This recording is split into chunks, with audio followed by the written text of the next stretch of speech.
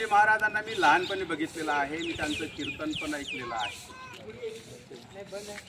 एकूण मला असं आठवते की पण त्याच्यानंतर योग तो आला नाही, कदाचित आम्ही गावाच्या बाहेर गेलो असेल किंवा आता त्यांची कर्मभूमी फार मोठी झाली असेल, त्याच्यामुळं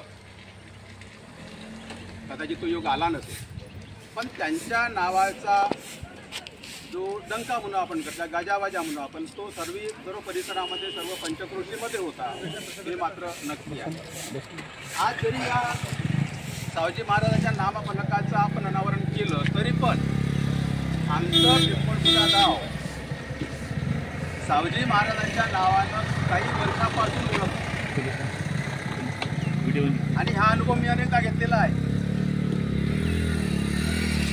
अनेकदा जेव्हा बाहेर जाण्याचा योग आला आणि जेव्हा परिचयाचा मुद्दा येतो त्यावेळेस, अरे भाऊ तुम्ही कुठले? पिंपळखुटा। मग कुठं? शंकर महाराजचं का?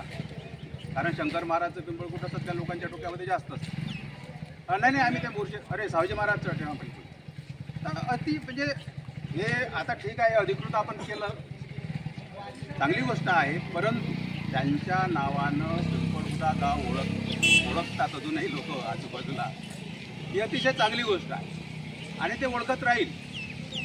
पण ठीक आहे, त्याला कुठंतरी स्वरूप देण्याचं काम होतं। मी मगाशी बोलताना दादासोबत चर्चा झाली की मधल्या काळामध्ये थोडंसं हे मागं पडलं होतं। याला कारण असं की तुमचा परिवारच इथे नव्हता, स्थलांतरित झाले होते आणि म्हणून आता ठीक आहे, आम्ही लहानपणी बघितलं आणि मगाशी बोलतात तुमची एक सुनंदा बहीण आहे, ती आम्ही सोबत होतो बरोबर, जिल्हा परिषद शाळेमध्ये वगैरे शांताताई होत्या, त्या मोठ्या होत्या थोड्या, म्हणजे एक दोन नाव आठवलं। तुम्ही लहान असाल कदाचित त्यावेळेस, हां तुम्ही लहान असाल, पण असा परिवार तुमचा तो कसा होता?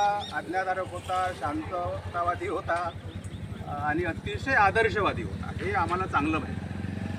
तुमच्या बाबांसोबत मी बरेचदा राहिलो आहे, बोललो आहे, अतिशय नम्र व्यक्ती होतं। यांचे जे बाबा होते, तुमचे बाबा, अतिशय सेम, म्हणजे इतके नम्र व्यक्ती। मला अभिमान आहे की माझ्या गावामध्ये अशीच नम्र व्यक्ती होऊन गेली, कारण त्या गल्लीनं किंवा त्या रस्त्यानं गेल्यानंतर बोलणार नाही असं कधी झालं, बाबू कुठं चालला, काय सुरू आहे वगैरे वगैरे, अशी अतिशय नम्रपणाने, अति शांतपणाने विचारपूस ते आम्हाला करायची।